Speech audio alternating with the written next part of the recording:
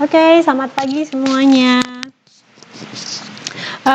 Hari ini saya akan memberikan materi yang terakhir, yaitu tentang kalau di perusahaan jasa itu, masih ingat nggak sih ada 4 hal yang membedakan antara perusahaan jasa dengan manufacturer atau dengan pabrik?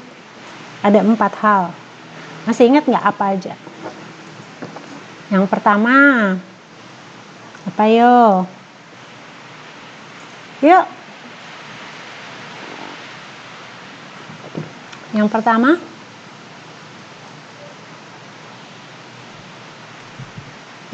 lupa. Ayo, ada 4 hal yang membedakan produk dan jasa atau perusahaan manufacturer dengan perusahaan jasa. Yang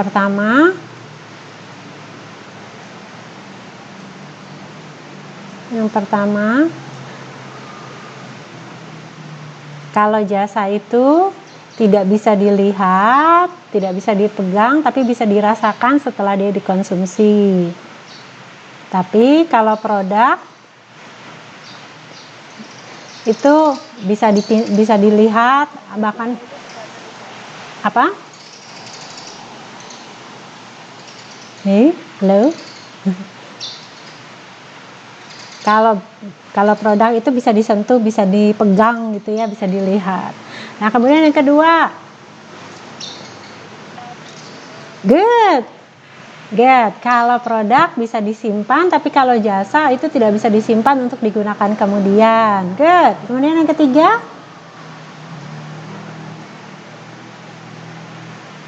kalau produk bisa dipisahkan dari si pembuat produknya.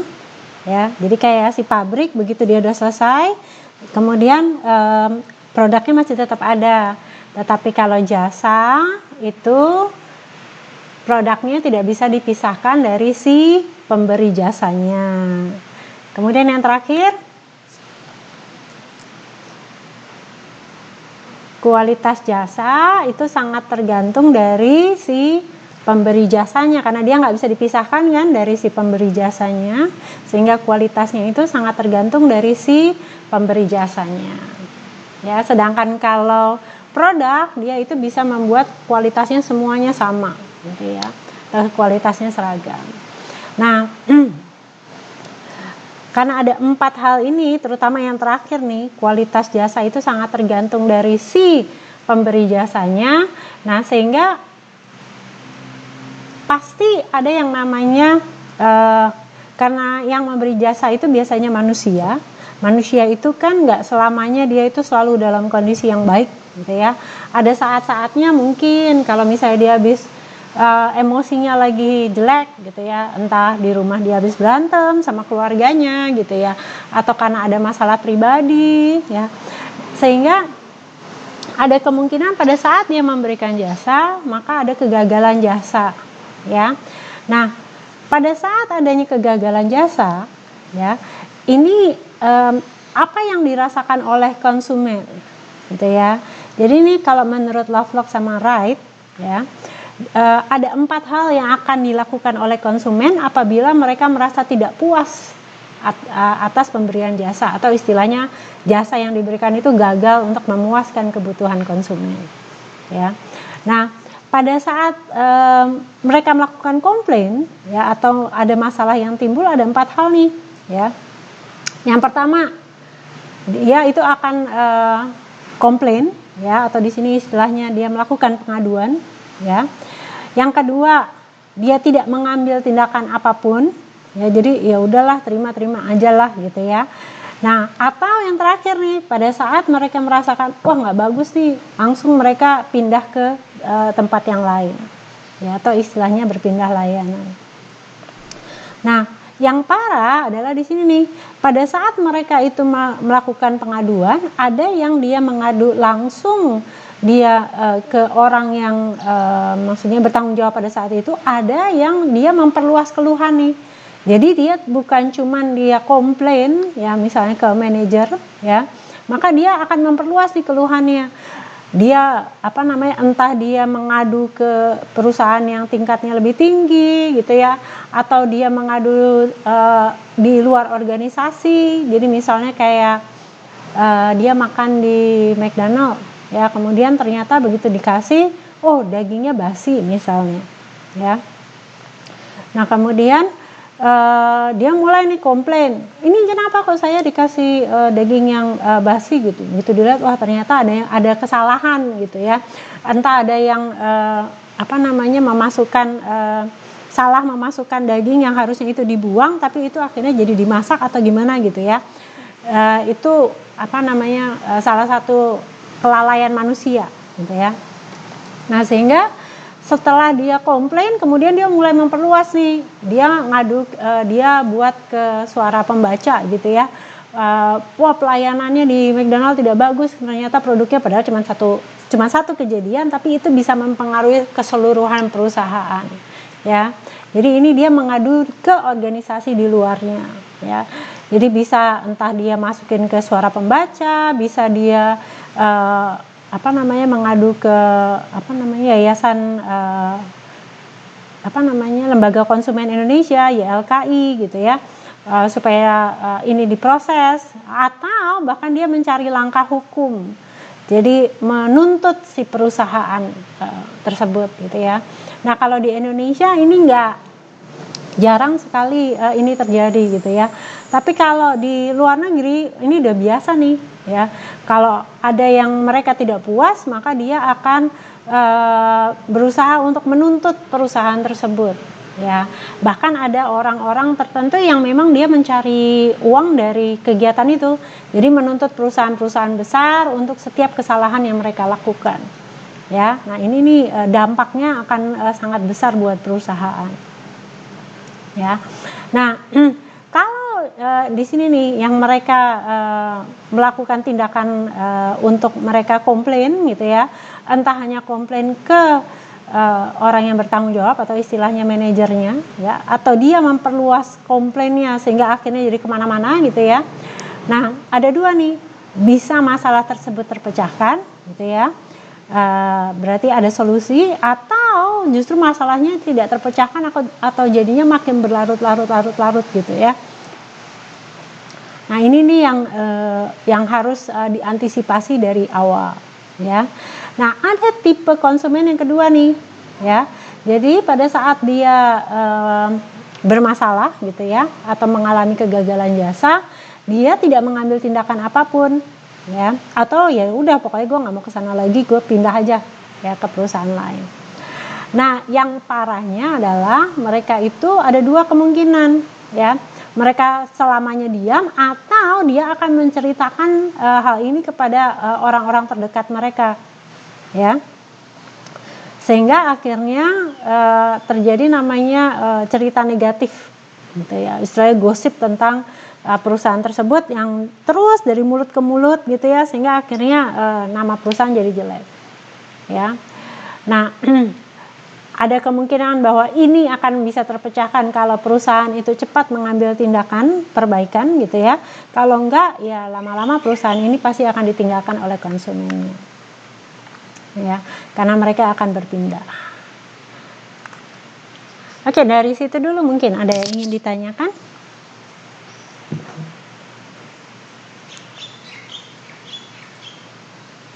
Ada yang ingin bertanya dulu sebelum saya lanjutkan? Lanjut aja, Bu. Oke. Nah, ini yang disebut dengan namanya service quality gap model ya, atau gap itu apa ya? Jadi adanya kesenjangan kalau gap gitu ya. Jadi ada istilahnya kayak missing gitu ya. Ada sesuatu yang missing atau ada sesuatu yang hilang yang sangat mungkin di situ akan terjadi kesalahan ya, makanya disebut gap gitu ya. Jadi kalau gampangnya tuh kayak gap itu kalau misalnya antara jalan sama jalan, di tengah-tengahnya ada selokan. Nah selokan itu yang disebut dengan gap gitu ya. Nah kalau di dalam service ya atau jasa, pada saat perusahaan itu ingin memberikan pelayanan yang berkualitas, gitu ya. Ini kan ada dua nih yang berhubungan, satu dari sisi konsumen, ya, satu dari sisi penyedia jasa atau di sini istilahnya provider, gitu ya. Nah, gap yang pertama yang mungkin muncul itu adalah dari sini nih, ya. Kalau konsumen, ya, apakah mereka merasa puas atau tidak, itu kan sebenarnya di sini nih, ya, dari jasa yang mereka harapkan, gitu ya. Apakah jasa yang mereka harapkan itu pada saat mereka menerima jasanya, apakah sesuai dengan harapan, ataukah di bawah harapan, ataukah dia di atas harapan kita, gitu ya. Jadi kayak contohnya, kalau kita datang ke salon, kemudian kita pingin potong rambut, ya, apa yang kita harapkan pada saat kita selesai potong rambut? Yuk, jadi misalnya nih kita datang ke salon, ya kan, good, kriteria bagus itu apa? Sesuai harapan. Ya, sesuai harapannya itu kayak apa? Kalau pendek ya sama yang dibayarkan sekitar kita lah. Good. Jadi apa yang kita gambarkan, oh kalau kita dipotong maka kita akan terlihat jadi lebih cantik gitu kan ya? Iya. Nah, itu pasti harapannya. Jadi setelah kita potong rambut, kita akan terlihat lebih cantik, ya. Nah, kemudian setelah dipotong nih rambutnya, ya, kemudian sudah sesuai dengan dengan yang kita kasih gambarnya, ya. Tapi ternyata begitu dilihat, muka kita muka kita tuh nggak berubah gitu. Jadi tidak bertambah cantik gitu sesuai dengan harapan kita. Maka apa yang kita rasakan pada saat itu? Ya, kecewa. Yang jadi problem itu kan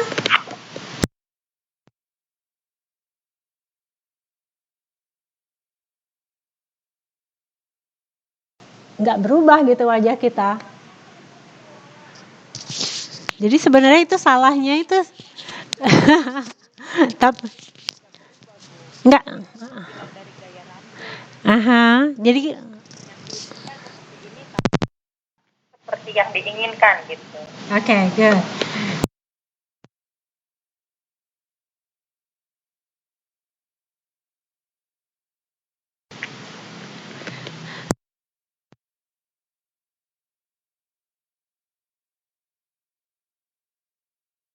Potongnya kependekan, gitu ya. Pasti kemudian kita di situ kecewa, gitu ya. Karena apa yang kita harapkan itu tidak sesuai dengan apa yang diberikan, ya. Kalau misalnya ternyata dipotong, kemudian oh iya memang ini potongannya seperti ini gitu. Tapi kok mukanya nggak berubah gitu. Jadi penampilan kita jadi tetap biasa aja gitu ya. Maka kita ngerasanya ya memang wajah gue begini ya sudahlah gitu ya. Jadi walaupun potongannya rambutnya sudah dipotong ya tapi kita kelihatannya ya biasa aja, maka ya kita nggak bisa komplain juga kan, jadi tidak bisa merasa kecewa juga karena memang udah sesuai tapi ternyata apa yang kita pilih tidak sesuai dengan tidak sesuai sebenarnya sama kondisi kita gitu ya. Tapi itu bukan salahnya orang yang motong, tapi memang salah yang kita yang memilih model. Nah itu biasanya ya oke lah gitu ya, biasa aja. Tapi kalau misalnya kita nih saya mau dipotong pendek gitu ya, kemudian sama dia dipotong, terus ternyata dia sedikit merubah jenis potongannya walaupun tetap pendek, tapi begitu dilihat ternyata cantik gitu jadinya. Wah kok kita jadi berubah ya, muka kita jadi lebih bersinar. Maka pada saat itu kita akan merasa, oh saya merasa puas gitu ya. Nah itu yang dimaksud dengan kepuasan gitu ya, bahwa apa yang kita harapkan itu ya, apa yang kita terima itu melebihi dari harapan kita. Nah itu yang dimaksud dengan kepuasan ya, karena kalau misalnya udah sama, apa yang kita minta sama yang diberikan itu sama ya biasanya ya biasa aja gitu ya. Tapi kalau ternyata ada sesuatu yang lebih dari harapan kita, maka itu akan membuat kita puas ya. Nah gap yang pertama ya itu terjadi antara konsumen sama si penyedia jasa gitu ya. Nih kalau dilihat gap yang pertama. Jadi service yang diharapkan oleh konsumen ya dengan persepsi dari perusahaan tentang apa yang diharapkan oleh konsumen ini berbeda ya. Jadi contohnya kayak misalnya di hotel gitu ya, di hotel bintang 5 misalnya si konsumen tuh merasa kalau namanya hotel bintang 5 itu nggak cukup cuman fasilitas, tapi pelayanan itu juga harus mencerminkan bahwa ini adalah hotel bintang 5 gitu ya. Sedangkan di sini ya si manajemen itu berpikir bahwa oh namanya konsumen harapkan itu adalah ya fasilitas. Jadi yang mereka tekankan itu hanyalah fasilitas di hotel bintang 5. Tetapi di pelayanannya dia hanya memberikan pelayanan yang standar. Sehingga ini berbeda nih antara apa yang diharapkan oleh konsumen dengan apa yang dipikirkan oleh perusahaan yang mereka pikir itu bisa memberikan kepuasan buat konsumen gitu ya. Nah ini yang gap yang pertama. Nah kalau gap ini sangat besar gitu ya perbedaannya antara apa yang diharapkan oleh konsumen dengan apa yang dipikirkan oleh perusahaan bahwa itu akan memuaskan konsumen itu semakin lebar ya, maka di sini nih akan terjadi ketidakpuasan. Ini gap yang pertama ya. Nah kemudian gap yang kedua itu adalah gap yang terjadi di dalam perusahaan ya. Kenapa? Karena di sini nih makanya yang disebut dengan namanya internal marketing gitu ya. Karena yang memberikan jasa itu adalah orang atau karyawannya ya. Nah, sehingga ada kemungkinan nih ya bahwa apa yang pihak manajemen pikirkan gitu ya tentang apa itu service yang berkualitas ya, dengan yang kedua nih bagaimana karyawannya menerjemahkan ya tentang apa itu namanya service yang berkualitas ya, maka ini akan terjadi gap yang kedua nih ya. Jadi apa yang dianggap manajemen penting dengan apa yang dianggap oleh karyawan penting di dalam memberikan jasa itu berbeda gitu ya, sehingga akhirnya di sini ada kemungkinan gap yang kedua ya, sehingga kegagalannya mungkin terjadi di sini nih bahwa bagaimana pihak manajemen menerjemahkan jasa yang berkualitas dengan karyawan menerjemahkan jasa yang berkualitas ini berbeda ya. Nah kemudian yang ketiga ya, bagaimana karyawan itu menerjemahkan service yang berkualitas ya dengan bagaimana mereka memberikan jasa ya, ini akan mungkin juga terjadi gap nih ya, bahwa apa yang ada di gambarannya karyawan oh jasa yang berkualitas seperti ini gitu ya. Nah kemudian pada saat mereka memberikan jasa ya ternyata mungkin pada saat itu kondisinya mereka emosinya lagi nggak stabil gitu ya, atau mereka sedang sakit, atau pada saat itu lagi istilahnya konsumennya datang itu terlalu banyak sedangkan orang yang melayani terlalu sedikit gitu ya, maka di sini terjadi kegagalan di dalam mereka memberikan jasa gitu ya. Jadi ini ada kemungkinan di sini gap yang ketiga ya. Nah kemudian yang keempat itu adalah gap yang terjadi apabila apa yang dikomunikasikan kepada kayak istilahnya apa yang dipromosikan oleh perusahaan ya itu berbeda dengan apa yang service yang diberikan ya. Jadi misalnya di sini kalau kamu datang ke hotel bintang 5 kamu akan mendapatkan misalnya makan pagi gratis gitu ya. Di sini promosinya seperti itu ya. Tapi pada saat mereka itu mendapatkan jasanya di sini, pada saat mereka memberikan jasa ya, ternyata karyawan yang harusnya melayani konsumen untuk memberikan makan pagi gratis itu mereka tidak mendapatkan informasi nih di sini ya pada saat mereka memberikan jasanya ya, sehingga di sini terjadi gap lagi gitu ya, ada kemungkinan kegagalan jasa karena apa yang dikomunikasikan di luar perusahaan dengan apa yang diberikan itu ternyata berbeda. Itu gap yang keempat ya.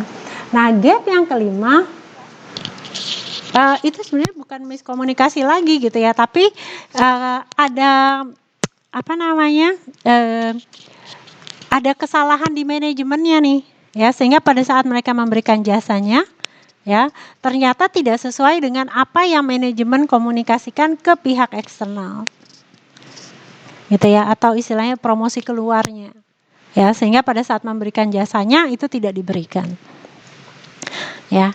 Nah, kemudian yang kelima itu terjadi di pihak konsumen, ya. Jadi apa yang mereka harapkan dengan apa yang mereka terima, ya, itu tidak sesuai. Nah, ini nih, makanya disebut gap yang kelima. Ya, jadi bahwa apa yang diharapkan dengan apa yang mereka terima itu tidak sesuai, makanya disebut gap yang kelima. Ya. Nah, kemudian ada lagi yang gap yang keenam nih, ya, bahwa apa yang diharapkan oleh konsumen, ya, tentang jasa yang mereka terima dengan apa yang dipikirkan. Kalau tadi kan yang dipikirkan oleh si pihak manajemen, ya. Nah, kalau yang di sini adalah persepsi dari si karyawan yang memberikannya, ya, tentang apa yang diharapkan oleh konsumen itu berbeda. Jadi di sini ada kemungkinan gap yang keenam, ya. Jadi misalnya kalau di hotel bintang 5 gitu ya, si konsumennya ini dia mengharapkan ada sapaan yang dari si karyawannya, gitu ya, pada saat mulai dari mereka masuk ke pintu, ya. Jadi begitu mereka buka pintu hotel, gitu ya, pintu lobi, maka mereka akan mendapatkan sapaan. Ini yang diharapkan oleh konsumen. Tapi persepsi si karyawan adalah, kan dia baru dalam perjalanan, habis dari perjalanan capek gitu. Kemudian kalau misalnya saya berikan sapaan, pasti dia akan jadi lebih marah gitu ya. Jadi kayaknya itu bukan sesuatu yang diharapkan, ya. Nah, ini nih ada kemungkinan terjadi gap lagi nih. Ya, jadi persepsi konsumen dengan persepsi karyawan yang memberikan pelayanan itu terjadi perbedaan. Ya. Nah, yang ketujuh itu adalah yang dari pihak internal lagi nih, bahwa terjadi perbedaan persepsi antara manajemen dengan karyawannya di dalam memuaskan pelanggan. Ya. Nah, gap-gap inilah yang kalau terjadi kegagalan jasa, kita bisa mencari sumbernya atau akar masalahnya di mana, ya. Apakah di gap 1, gap 2, gap 3, gap 4, gap 5, gap 6 atau gap 7. Ya. Nah, pada saat kita bisa mencari akar masalahnya, maka kita akan bisa menyelesaikan permasalahan itu dengan lebih cepat dan lebih baik. Oke, dari sini dulu, ada yang mungkin ingin ditanyakan?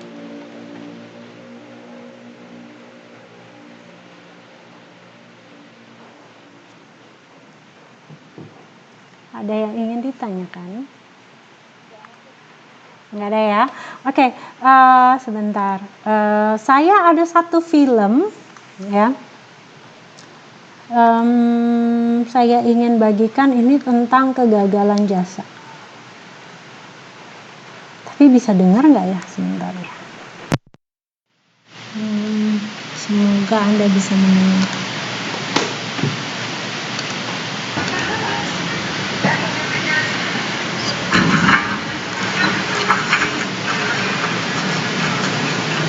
Bisa kedengeran nggak ya?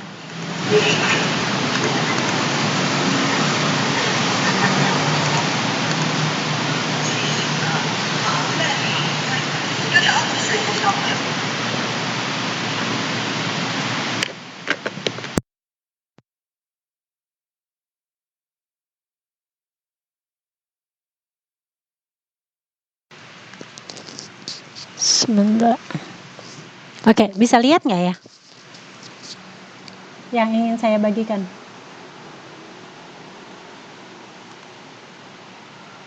Kelihatan? Bisa ya? Sebentar. Suaranya bisa kedengaran nggak ya?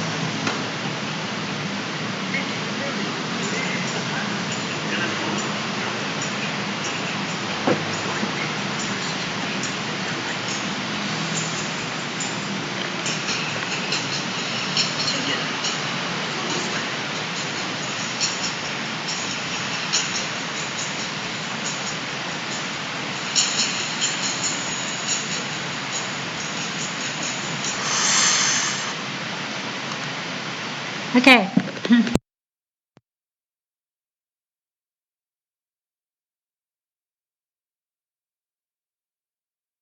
Kalau menurut Anda, apa yang terjadi nih? Kesalahan di dalam jasa yang mana yang salah? Tadi kan tamunya itu kan udah booking sama suaminya, terus katanya itu hotelnya udah penuh, nggak ada pihak booking. Terus itu tadi manajernya yang punya itu malah udah itu ya yang seperti Ibu jelasin yang tadi apa. Berarti kegagalannya terjadinya di mana tuh? Komunikasi. Komunikasi ya. Oke. Mungkin itu bosnya nggak bilang. Aha, berarti ya bos yang paling atas nggak ngomong ke karyawannya gitu ya.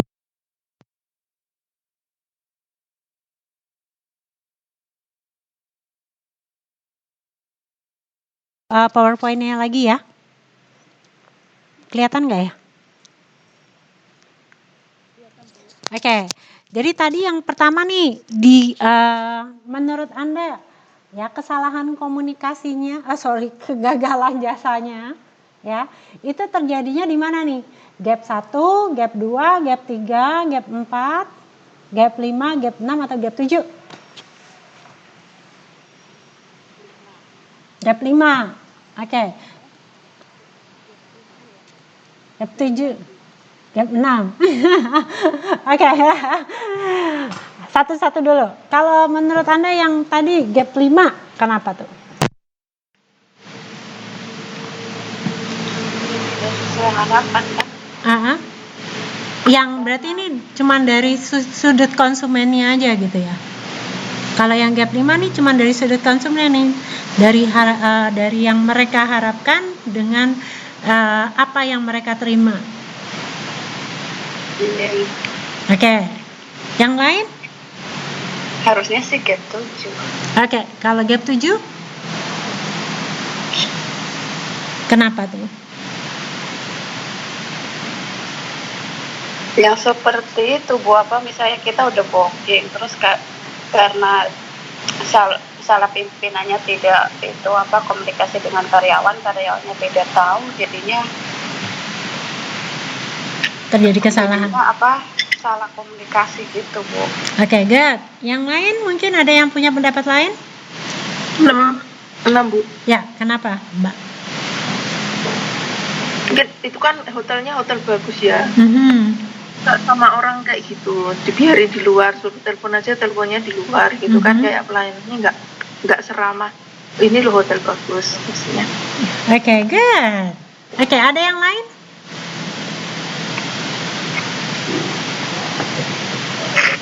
Nah, kalau kita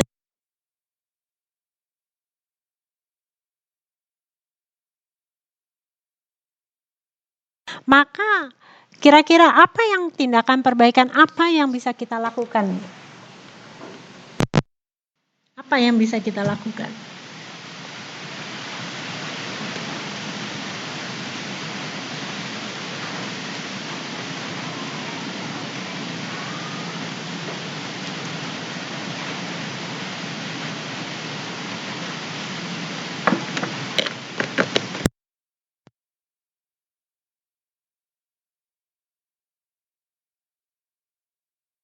Kesalahan yang tadi itu sebenarnya bisa dihindari atau tidak? Bisa. Caranya gimana menurut Anda?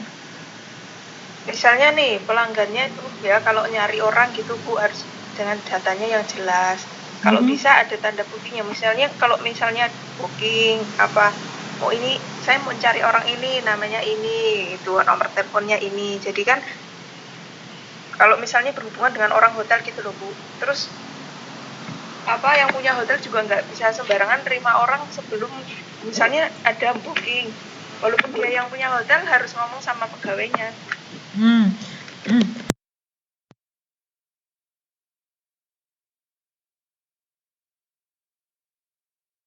Ya, Anda lihat ya tadi kondisinya. Pada saat itu kan lagi hujan besar, ya. Nah, kemudian mereka datang nih, si konsumennya datang, udah basah kuyup, ya. Dan kemudian yang mereka harapkan itu cuman bisa mereka tuh bisa dapat tempat untuk mereka bisa ngeringin badan gitu kan ya. Kemudian bisa cepat masuk kamar. Ya. Nah, kalau misalnya tadi solusinya konsumennya itu harus menunjukkan ini loh saya udah booking, kemudian ini, menurut Anda itu mungkin nggak dilakukan? Kalau dalam kondisi konsumennya, yang dalam kondisi basah kuyup kayak gitu. Kalau tadi Anda, ya, berarti yang harus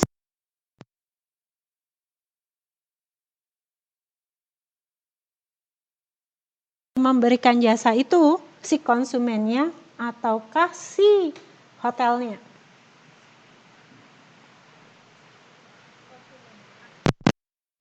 Apa? Customernya. Hotel, pihak hotelnya. Good, iya karena yang kita tidak akan mungkin. Aha.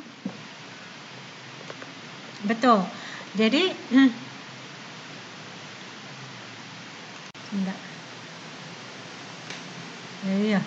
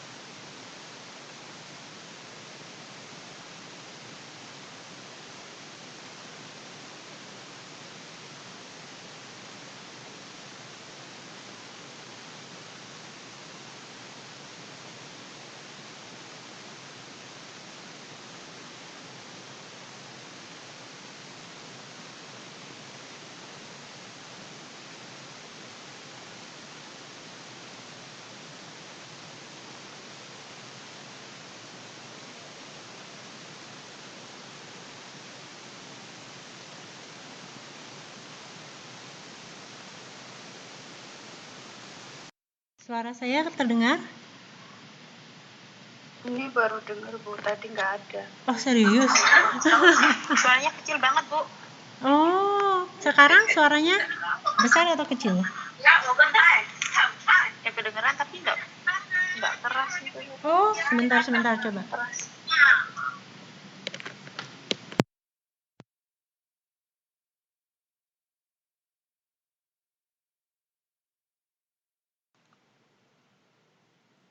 Sebentar. Ini kenapa ya?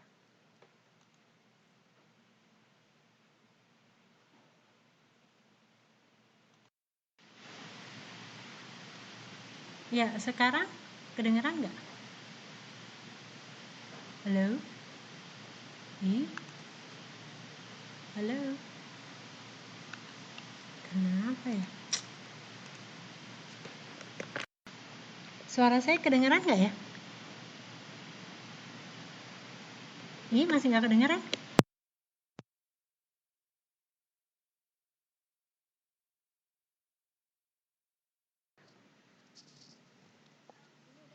Oke. Oke. Sebentar. Oke, ya. Tadi sampai di mana? Nah, jadi kita harus melihat nih gapnya ada di mana nih? Apakah di kesalahan manajemen? Apakah di kesalahan si yang memberikan jasanya, ya karyawannya, ya. Sehingga kita bisa melakukan tindakan perbaikan. Yang pasti tidak akan mungkin kita menyalahkan konsumen di sini, ya. Harusnya konsumen itu memberikan bukti reservasi itu sesuatu yang tidak boleh dipertimbangkan bahwa kesalahan itu ada di tangan konsumen. Ya, tetapi kalau namanya terjadi kegagalan jasa, biasanya pasti terjadinya di sisi perusahaan. Ya. Jadi misalnya nih, tadi si Miss Eleanor itu dia datang, ya, kemudian dia bilang, oh saya reservasi atas nama ini, gitu ya. Kemudian harusnya dia menunjukkan ada bukti reservasi. Kan ini tadi yang menurut argumentasi awal, gitu ya. Harusnya dia kasih bukti reservasi dong, gitu ya. Tidak semua konsumen itu bisa memberikan bukti bahwa mereka sudah melakukan reservasi. Ya, tetapi kalau namanya perusahaan yang baik, pada saat orang itu melakukan reservasi, seharusnya dia itu sudah mempunyai record atau sudah punya catatan khusus bahwa ada reservasi atas nama siapa, gitu ya. Walaupun orang tersebut tidak bisa menunjukkan bukti bahwa dia sudah melakukan booking terlebih dahulu. Ya, nah kalau perusahaan atau konsumen itu dia tidak bisa menunjukkan reservasi dan si karyawan itu tidak bisa menunjukkan bahwa ada atau tidak reservasi tersebut, gitu ya, maka yang salah itu dari pihak perusahaan karena dia tidak punya sistem pencatatan yang jelas, gitu, ya. Nah. Kalau Anda lihat lagi tadi ya di film yang tadi ya, mereka tuh tidak sama sekali pada saat mereka melihat orang ini datang ya, mereka tidak melihat catatannya apakah memang benar ada nama tersebut atau tidak ya. Begitu si yang yang pemiliknya itu dia turun ya dari sana, kemudian mereka melihat ternyata baru kalau Anda lihat itu karyawannya baru mulai cari-cari benar nggak sih ada namanya ini di dalam reservasi tersebut, gitu ya. Itu tadi terlihat sekali bahwa mereka sebenarnya cuma nggak mau ada tamu yang beda ras, gitu ya. Oke, jadi ada 3 nih sumber kegagalan jasa ya. 40% ya masalah kegagalan jasa itu terjadi karena perusahaan ya, karena mereka itu memberikan janji yang terlalu lebay, gitu ya, istilahnya berlebihan ya, sehingga mereka tidak bisa memberikan jasa sesuai dengan apa yang diharapkan ya. Nah kemudian 20% ya, itu adalah sumber kegagalan jasa itu adalah karyawan. Ya. Entah karena mereka tidak sopan, entah karena perlakuan kasar ya. Itu yang tadi terjadi itu karena karyawannya nih 20%. Ya. Tapi memang ada kemungkinan juga ya sumber kegagalan jasa itu adalah dari konsumen 40%. ya. Entah karena mereka tidak teliti membaca instruksi atau mereka tidak mengikuti petunjuk, ya. Itu ada kemungkinan.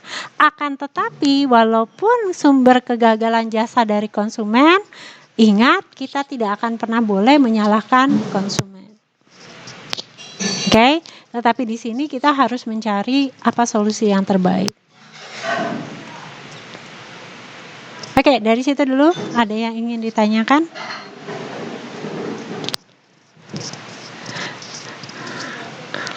Oke, nah kalau tidak ada, nah bagaimana caranya kita memulihkan jasa? Ya, atau kalau misalnya sudah terjadi kegagalan, kemudian gimana caranya kita bisa memulihkan? Ya, jadi yang tahap pertama kita harus mengidentifikasi apa sumber kegagalan jasanya. Ya, apakah dari perusahaan, dari karyawan, atau dari konsumen? Ya, nah kemudian tadi itu gap yang terjadi kegagalan jasanya itu gapnya ada di mana? Gap 1, gap 2, atau sampai gap 7 gitu ya. Nah setelah kita tahu masalahnya, maka tahap yang kedua kita harus memecahkan masalahnya. Ya. Nah kalau kita bisa memecahkan masalah ini, ya, maka masuk ke tahap ketiga, ya. Jadi kita mengkomunikasikan apa yang bisa dilakukan oleh perusahaan untuk memperbaiki kegagalan jasa, ya. Kemudian mulai memperbaiki, ya. Nah, kemudian tahap yang keempat, ya, mulai mengintegrasikan dan melakukan perbaikan jasa secara keseluruhan. Jadi contohnya kayak tadi nih, ya, yang si Miss Eleanor ini, ya. Tadi kan kegagalan jasanya itu karena si persepsi antara karyawan dengan persepsi si konsumen kan terjadi perbedaan nih, ya, tentang servis yang diharapkan. Maka yang harus diperbaiki adalah karyawannya itu harus dididik untuk mereka mengikuti prosedur. Siapapun tamunya, maka nomor 1 mereka harus mencek ada nggak di buku tamunya, ya, di buku reservasinya, ya. Kemudian kalau misalnya ada, apa yang harus dilakukan? Kalau tidak ada, berarti apa lagi yang harus dilakukan? Gitu ya. Sebenarnya kalau mereka itu tidak dari awal itu bersikap kasar kepada si tamunya ini, maka mereka akan bisa lebih melayani dengan baik. Misalnya, ya, ternyata tidak ada di buku reservasinya. Bisa lebih ditanyakan lagi kan? Pada saat itu ibu reservasinya dengan melalui apa? Apakah melalui telepon, ataukah melalui internet, ataukah melalui apa gitu ya? Sudah melakukan pembayaran atau belum? Kemudian bisa nggak saya meminta buktinya bahwa Anda sudah melakukan reservasi? Kalau itu dilakukan, ya pasti tidak akan terjadi istilahnya miskomunikasi yang sangat panjang. Ya, nah maka itu dijadikan di tahap keempat nih. Istilahnya prosedur, ya, yang harus dilakukan oleh setiap front office gitu ya, atau front desk untuk mereka itu melakukan pelayanan. Jadi istilahnya SOP, Standard Operating Procedure, ya. Nah, kalau ini sudah dilakukan, ya, maka dari pelanggan itu akan mereka puas, kemudian mereka akan loyal, ya. Sedangkan kalau dari tahap keempat ini, ya, dengan mereka memperbaiki sistem jasa, ya, kemudian maka karyawan itu juga mereka tahu apa yang harus dilakukan, pelanggan itu juga akan mendapatkan pelayanan yang terbaik, ya. Nah sehingga ini akhirnya bisa terjadi saling menguntungkan baik antara perusahaan maupun konsumen. Oke. Nah dari mana sih sebenarnya, ya, kita itu bisa mendapatkan masukan dari pelanggan, apakah mereka itu puas atau tidak puas, ya. Tadi yang pertama itu saya menjelaskan kalau konsumen itu tidak puas ada 2 kemungkinan, apakah dia diam aja, ya, ataukah dia akan komplain. Kalau komplain itu ada 2, dia mungkin komplainnya cuma ke orang yang lebih tinggi atau dia akan memperluas komplain, ya. Sedangkan yang diam aja ada dua kemungkinan, apakah dia akan ngomong ke orang lain gitu ya, atau dia akan berpindah ke jasa yang lain atau ke pesaing gitu ya. Tetap aja mereka akan ngomong juga ke orang lain gitu ya. Nah, untuk tahu, terutama untuk mereka yang komplain tersebut gitu ya, atau yang mengalami ketidakpuasan, kita bisa mendapatkan informasinya dengan mendapatkan feedback ya. Nah, dari mana kita bisa mendapatkan feedback dari pelanggan ini ya? Yang pertama ya, mungkin kita bisa melihat dari keuntungan perusahaan ya, entah dari laporan tahunan, kemudian dari survei dari kita menganalisa laporan keuangan, kemudian kita melihat dari total pelanggan kita, ya, apakah bertambah ataukah berkurang. Dari sini kita akan bisa mendapatkan feedback, apakah memang pelayanan yang sudah dilakukan itu sudah baik atau belum. Ya. Atau yang kedua, kita membuat namanya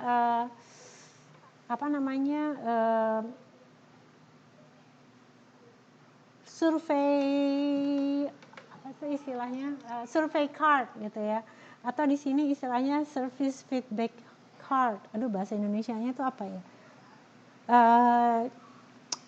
Kayak box gitu ya, kayak kotak pengaduan ya. Itu kita juga bisa membuat seperti itu.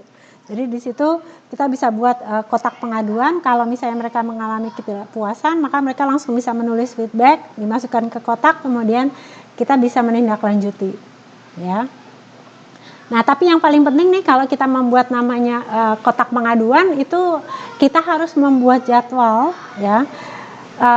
Kapan kita harus membuka kotak tersebut? Jangan nanti dibukanya sebulan sekali, setahun sekali, percuma gitu ya.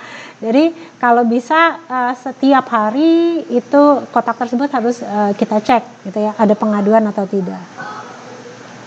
Nah, kemudian yang ketiga itu bisa dengan melakukan mystery shopping. Jadi maksudnya mystery shopping ini kita mempekerjakan orang untuk datang ke perusahaan kita atau ke menikmati jasa dari perusahaan tersebut. Kemudian mereka memberikan informasi apakah memang jasanya itu sudah sesuai yang diharapkan oleh si perusahaan atau belum. Ya, itu yang disebut dengan mystery shopping. Jadi kita kayak menempatkan mata-mata untuk kita tahu apakah memang servis yang diberikan oleh perusahaan kita itu sudah sesuai atau belum. Pernah pada nonton nggak ya? Ada tuh di BBC atau ya, saya lupa. Jadi si pemilik perusahaannya itu dia menyamar jadi karyawan yang di bawah, ya, sehingga mereka bisa tahu sebenarnya apa sih yang terjadi di lapangan, ya. Nah, itu termasuk juga di dalam mystery shopping, karena biasanya karyawan itu nggak tahu siapa sih bos besarnya gitu ya. Nah, itu juga bisa dilakukan ya. Nah, atau yang keempat nih, unsolicited customer feedback. Jadi tiap kali kalau misalnya kita ke hotel tuh, di kamar-kamar itu selalu ada tuh namanya survei gitu ya, tentang kepuasan konsumen. Nah, itu biasanya kalau konsumen-konsumen yang peduli ya, mereka dengan rela akan mengisi survei tersebut ya. Nah, itu akan bisa sangat baik untuk masukan bagi perusahaan. Atau yang kelima ya, itu dengan melakukan focus group discussion. Jadi kita mengundang konsumen yang pelanggan yang sering datang ke perusahaan kita gitu ya. Nah, kemudian dibuat focus group discussion untuk mencari apakah hal-hal mana yang tetap harus diperbaiki oleh perusahaan ya.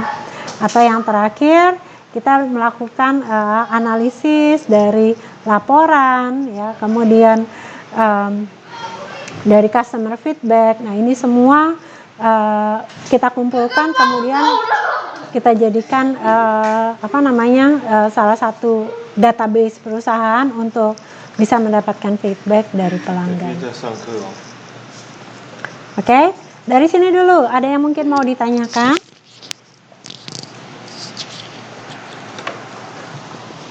Ada yang ingin ditanyakan?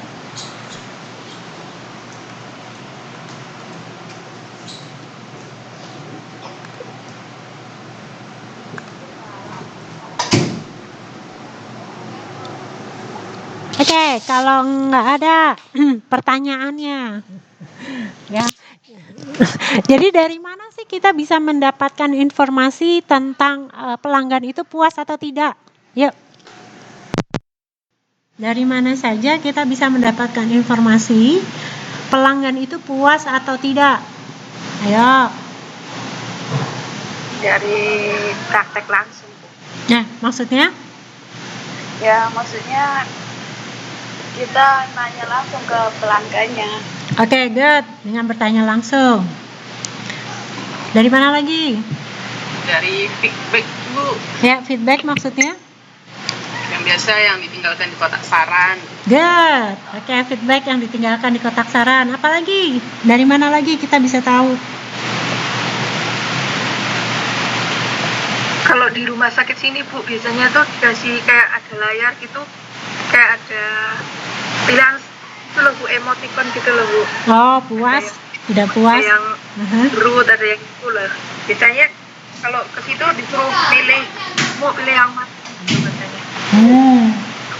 Good. Ya, itu termasuk customer feedback, ya. Jadi Ya. masukan langsung dari konsumen. Good. Ada yang lain?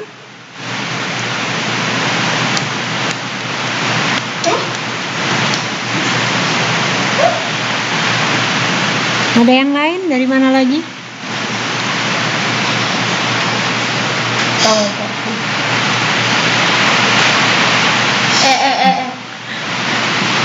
Dari mana lagi? Enggak, Pak, kenapa?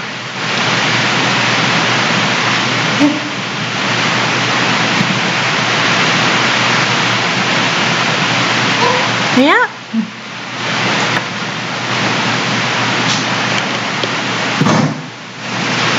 Cek lokasi lapangan, Bu. Seperti tadi yang bilang menyamar jadi karyawan bawah. Good. Ya, itu yang disebut dengan mystery shopping. Yes, good. Dari mana lagi? Ayo.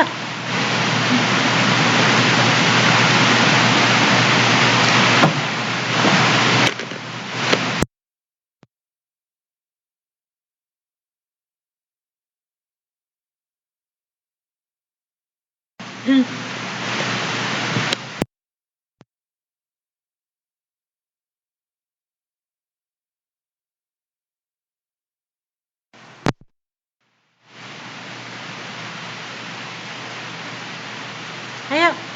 Masa cuma 3?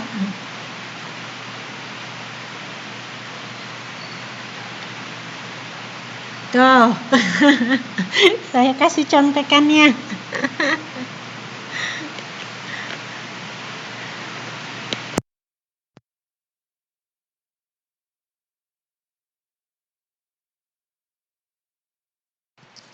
Tadi dengan menyamar untuk tahu jasanya, kemudian tadi mengisi survei di kotak kotak komplain atau kotak pengaduan, kemudian mengisi survei di sini, terus tanya langsung ke konsumen, itu di focus group discussion. Berarti yang belum yang mana?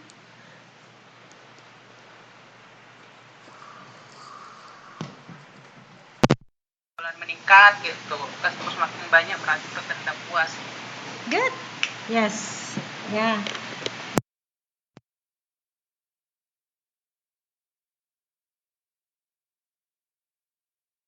Tingkat transaksinya, apakah memang tingkat transaksinya itu bertambah atau berkurang, ya. Kemudian yang terakhir ini kita melakukan analisa dari laporan keuangan, kemudian dari analisa keseluruhan dari feedback konsumen, gitu ya. Kemudian laporan-laporan ini juga bisa salah satu cara untuk kita mendapatkan feedback dari pelanggan. Good. Nah, kita lanjut. Gimana sih caranya kita mengelola komplain, ya, supaya pelayanan jasanya menjadi semakin lebih baik, ya.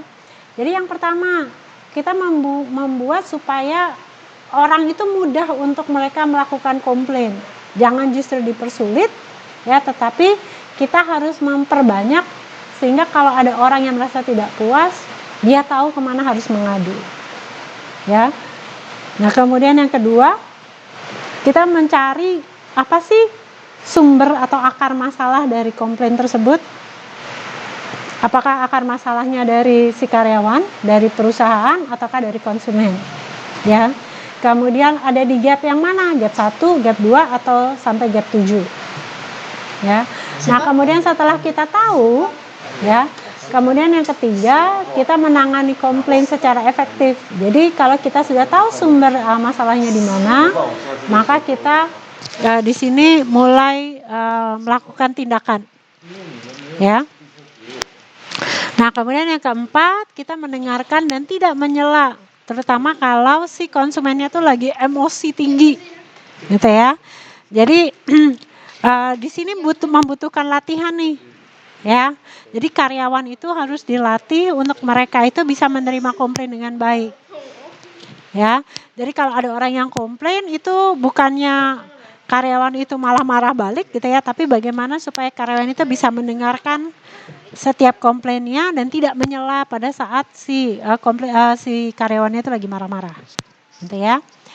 Kemudian yang kelima, kalau ternyata kesalahannya itu terjadi dari pihak perusahaan atau karyawan, ya, maka baik perusahaan maupun karyawan itu harus mengakui kesalahan dan meminta maaf dengan sopan dan santun, gitu ya. Maksudnya sopan itu adalah kata-katanya sopan, kalau santun itu tindakannya. Ya. Nah, kemudian kalau ternyata si pelanggan itu sudah bisa menerima, ya, oke, perusahaan sudah minta maaf, gitu ya, dan bila masalahnya sudah terselesaikan, maka dari pihak perusahaan maupun karyawan harus meyakinkan sekali lagi, ya, bahwa perusahaan akan terus memberikan jasa yang berkualitas buat konsumen, ya. Nah, kemudian yang paling penting yang terakhir ini, ya, bahwa si perusahaan itu kalau dia berhasil mengatasi komplain konsumen, maka dia harus membagikan pengalaman tersebut kepada staf yang lain supaya mereka bisa belajar bagaimana cara menangani komplain untuk kasus tersebut. Ya, sehingga karyawan yang lain tahu bagaimana kalau hal tersebut terjadi lagi, apa yang harus dilakukan. Ya, jadi ini cara untuk mengelola komplain pelanggan.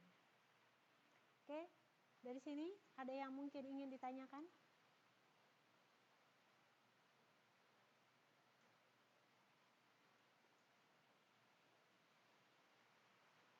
Jadi ini langkah-langkahnya untuk mengelola komplain, ya, atau keluhan pelanggan. Oke, ada yang mau ditanyakan dari sini?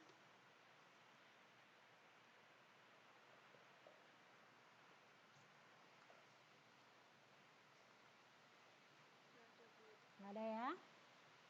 Nah, ada dua strategi untuk kita memulihkan jasa, ya. Yang tipe yang pertama adalah kita memperbaiki konsumennya, ya. Jadi kita langsung memperbaiki jasa tersebut kepada konsumen, ya. Tipe yang kedua adalah kita menelusuri atau melakukan perbaikan di dalam perusahaannya, ya. Nah, kalau strategi yang pertama, ya, kalau kita tipe yang satu, kalau terjadi adanya komplain, maka ini hal yang bisa kita lakukan, ya, bahwa setiap komplain itu harus direspon dengan cepat, ya. Jadi kalau kita tahu bahwa ada orang yang mengeluh, gitu ya, tentang pelayanan yang diberikan, maka kita harus segera melakukan tindakan, ya. Nah, kemudian yang kedua, pada saat kita melakukan tindakan, kita harus juga dibekali cara untuk berkomunikasi dengan baik kepada konsumen, ya. Jadi tadi kalau misalnya konsumen lagi berapi-api, maka kita harus belajar untuk mendengarkan dan tidak menyela, ya. Jadi supaya kita bisa mendapatkan informasi semakin banyak hal-hal apa yang membuat mereka tidak puas terhadap pelayanan, ya. Nah, kemudian yang ketiga, kita harus melakukan setiap pelanggan kita dengan cara yang sama. Maksudnya jangan kita mengistimewakan satu pelanggan tapi kita mengecewakan atau memberikan pelayanan yang jelek kepada pelanggan yang lain, ya. Jadi siapapun pelanggan kita, maka kita harus memberikan pelayanan yang standar atau yang memang sesuai dengan prosedur dari yang ditetapkan oleh perusahaan. Ya. Kemudian yang terakhir, maka kita supaya kita bisa terus melakukan perbaikan kepada pelayanan, ya, maka perusahaan itu harus banyak untuk membangun relasi yang baik dengan pelanggannya. Oke, ini kalau dari pihak konsumen. Nah, kalau dari kita memperbaiki masalahnya dari perusahaan, ya, maka ini yang bisa kita lakukan, ya. Jadi yang pertama kita harus cari akar masalahnya, kenapa kok konsumen itu bisa melakukan komplain. Ya, jadi itu dengan menelusuri sumber atau akar masalahnya ada di mana. Ya. Kemudian yang kedua, kita bisa belajar dari pengalaman pemulihan jasa. Jadi kalau misalnya terjadi komplain, kemudian komplain itu diselesaikan, maka itu harus dicatat dengan baik supaya bisa menjadi pembelajaran baik buat perusahaan maupun buat karyawan lain yang mungkin nanti mereka bisa mendapatkan masalah yang sama. Ya. Kemudian yang ketiga, kita juga perusahaan itu bisa belajar dari konsumen yang berpindah ke pesaing. Ya, jadi misalnya kita tahu, oh nih konsumen kita kenapa kok dia pindah ke pesaing kita? Apa sih yang dimiliki oleh pesaing yang tidak dimiliki oleh perusahaan kita? Maka di sini kita akan bisa belajar. Ya. Dan yang terakhir, kita pada saat kita tahu bahwa sudah pernah terjadi kegagalan jasa di satu sektor, ya, maka kita harus melakukan tindakan antisipasi supaya kesalahan yang sama tidak terjadi lagi. Ya, jadi supaya kita bisa menghindari terjadinya kegagalan jasa. Oke, dari sini ada yang ingin ditanyakan?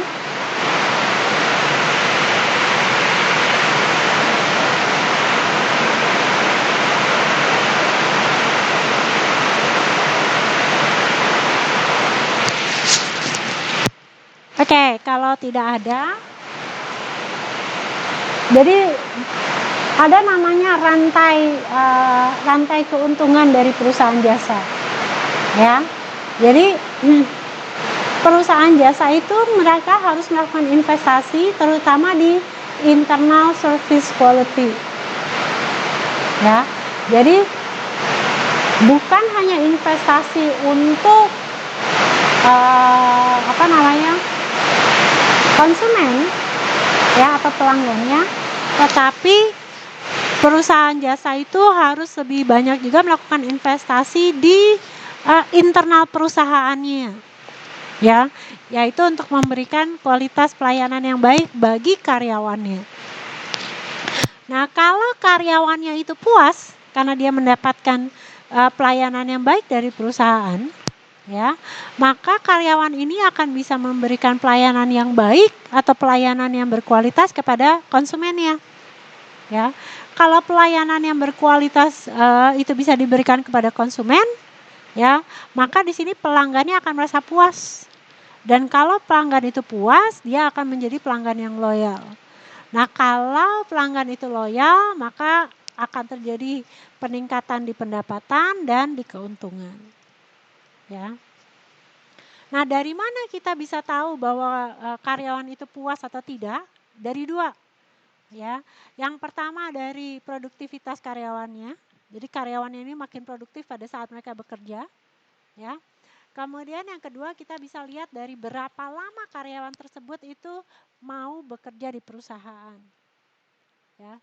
Jadi kalau semakin banyak karyawan-karyawan yang kerjanya itu di atas 5 tahun, 10 tahun gitu ya, maka itu biasanya employee satisfaction-nya akan tinggi. Biasanya ya. Tapi ada juga yang sebenarnya karyawan itu nggak puas, tetapi mereka itu kerja lama di perusahaan karena mereka tidak bisa ngelamar di perusahaan lain juga ada gitu ya. Tetapi kalau dia produktivitasnya tinggi, kemudian dia itu lama bekerja di perusahaan, maka di situ pasti karyawan tersebut puas. Oke, dari sini dulu ada yang ingin ditanyakan?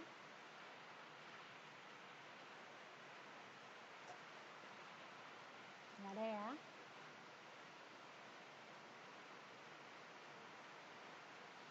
Nah, ini hubungan antara jasa dan profitabilitas ya. Jadi kalau jasanya itu baik ya, maka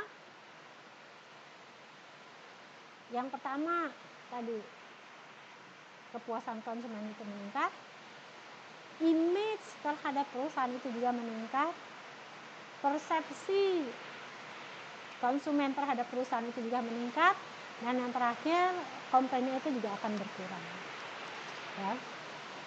Oke, salah satu contoh, Anda pernah tahu hotel Marriott, JW Marriott, JW Marriott? Ada yang pernah tahu atau ada yang pernah bekerja di sana mungkin?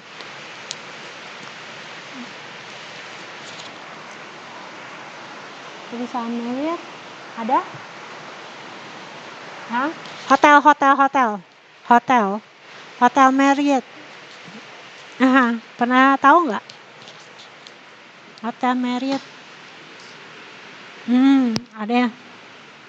Di Singapura ada, di Indonesia ada, di sini ada ya? Audit.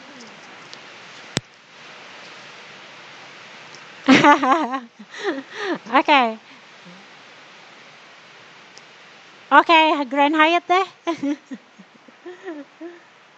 Oke, contohnya kayak soalnya Grand Hyatt itu dia saya kurang tahu tentang Grand Hyatt ya. Tapi kalau di Marriott itu rata-rata kalau hotel bintang 5 ya, mereka itu punya namanya pelanggan setia gitu ya, istilahnya pelanggan yang reguler, yang tiap kali kalau misalnya mereka datang ke satu kota, mereka pasti nginepnya di hotel tersebut ya. Nah, kalau kita lihat konsumen yang ada di hotel bintang 5 itu biasanya konsumennya seperti apa sih?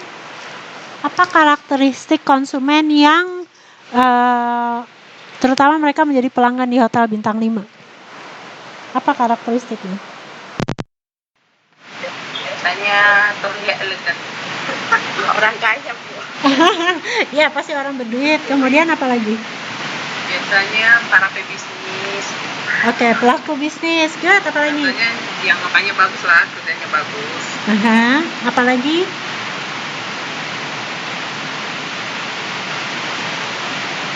Pelaku bisnis, orang kaya.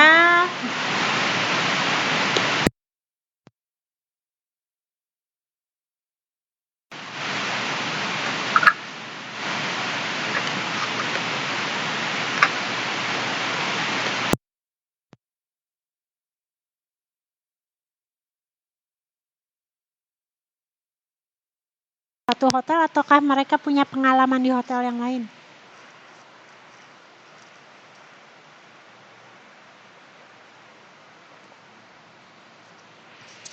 Kira-kira apakah dia kalau misalnya nih tinggal misalnya di Hyatt gitu ya, atau di Marriott, itu apakah pengalamannya hanya di hotel tersebut ataukah dia punya banyak pengalaman di hotel-hotel yang lain?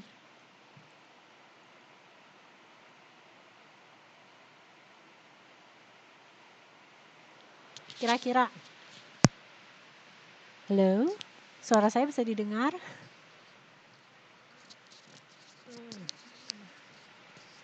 Oke, good. Kemungkinan mereka punya banyak pengalaman sehingga kira-kira mereka bisa membandingkan nggak mana hotel yang punya servis yang baik, mana hotel yang tidak punya servis yang baik?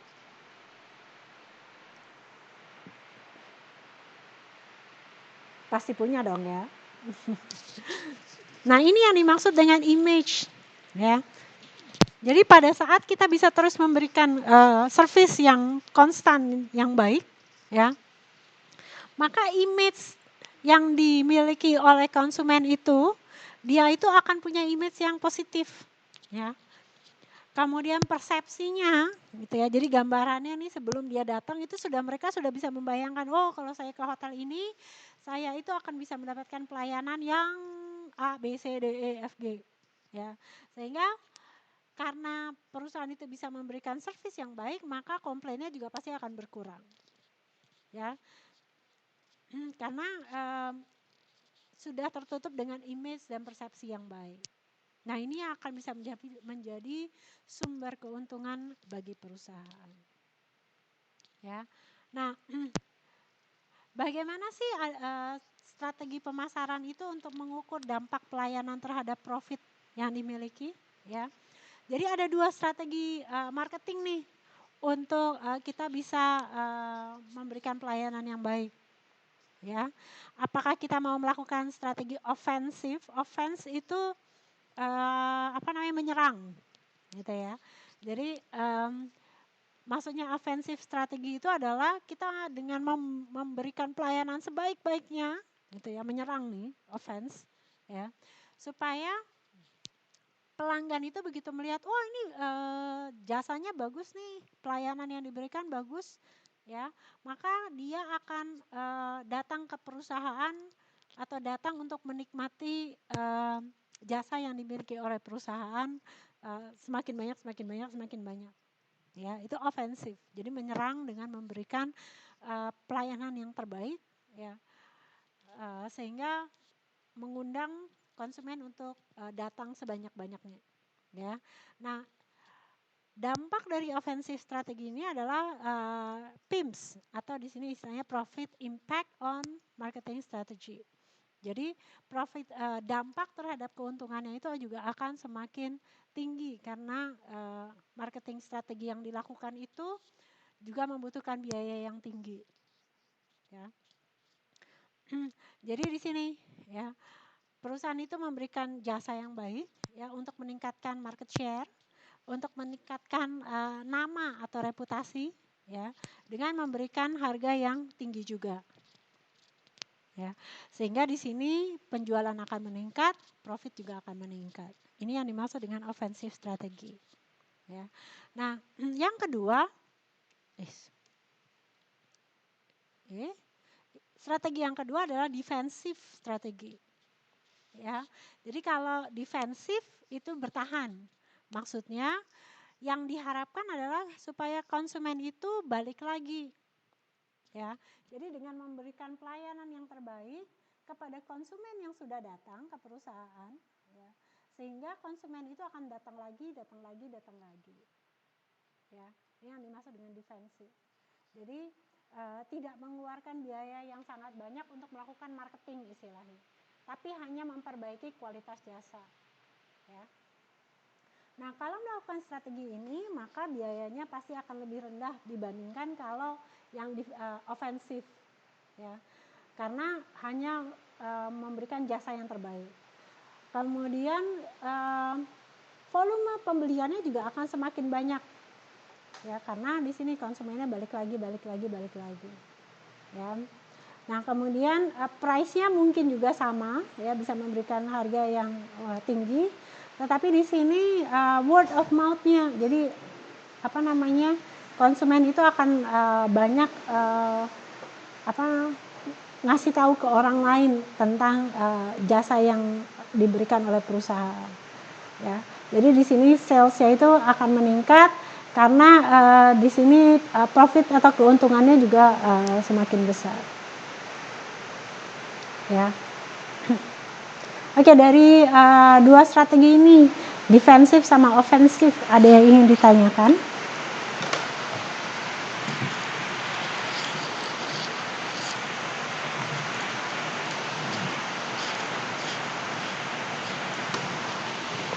Ada yang ingin ditanyakan?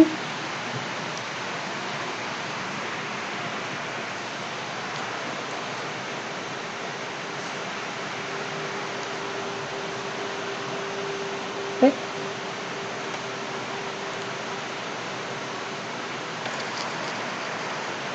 Ada?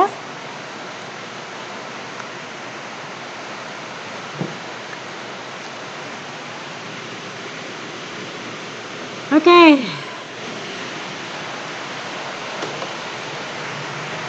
Nah, di sini nih, ya. Persepsi kualitas itu kita bisa lihat dari dua hal nih. Ada dua teori, ya.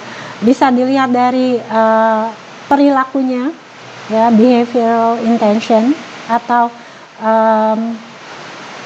keinginan untuk menggunakan, ya. Atau yang kedua dengan menggunakan perceived satisfaction. Jadi perceived satisfaction atau kepuasan yang diterima itu, ya, itu kalau performance-nya itu lebih tinggi daripada apa yang diharapkan. Jadi pelayanan yang diberikan, ya, itu yang diharapkan itu bisa lebih tinggi daripada harapan. Nah, ini adalah teori-teori yang biasanya kalau Anda menulis skripsi, gitu ya, atau menulis karya ilmiah, kemudian Anda ingin memasukkan faktor mediasi, ya, ini biasanya yang digunakan, ya, memakai theory of reason action, theory of planned behavior, decompose theory of planned behavior atau teknologi acceptance model, ya. Dan jadi yang pertama ini, yang theory of reason action ini, ya, bahwa setiap tindakan itu pasti ada penyebabnya.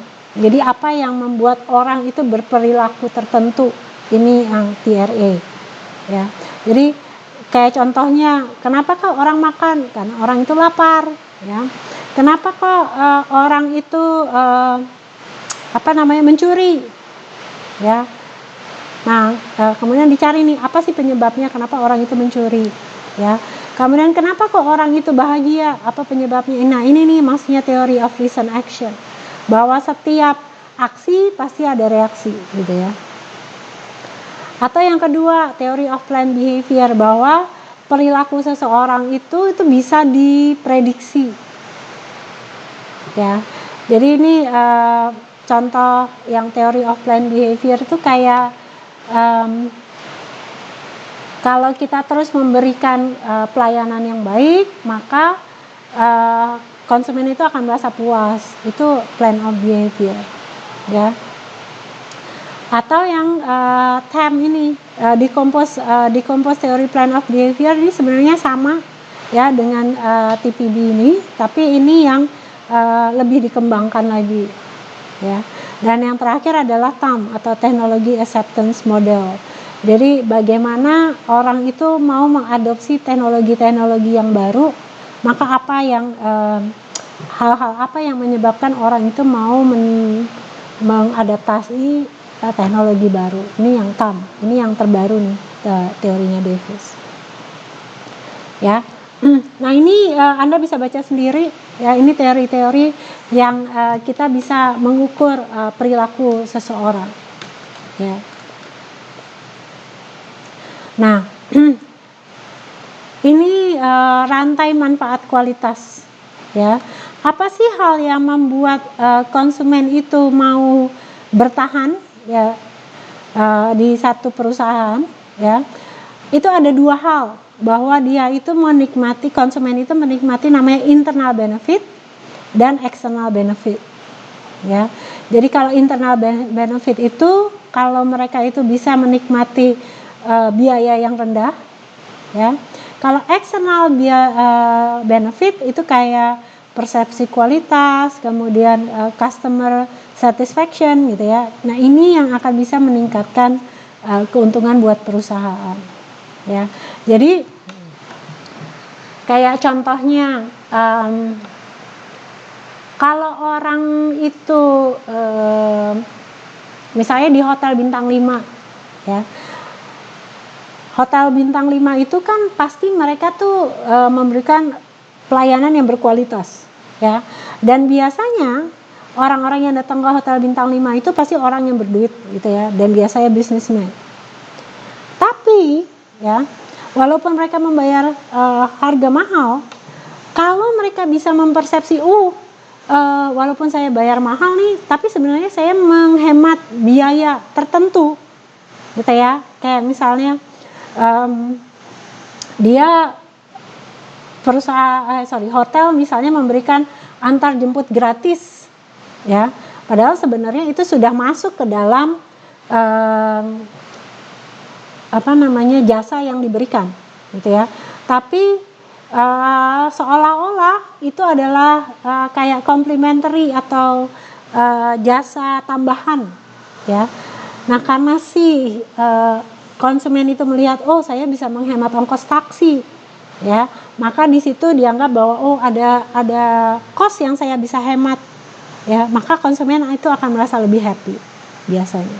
Jadi selain karena persepsi terhadap kualitas yang baik, tetapi kalau mereka merasakan ada sesuatu yang mereka bisa hemat, ini akan juga bisa meningkatkan kepuasan konsumen yang pada akhirnya akan bisa meningkatkan keuntungan buat perusahaan, ya. Nah, ada yang pernah mendengar tentang balance scorecard? Ada yang pernah mendengar nggak? Balance scorecard. Masih pada hidup? Balance scorecard, ada yang pernah mendengar?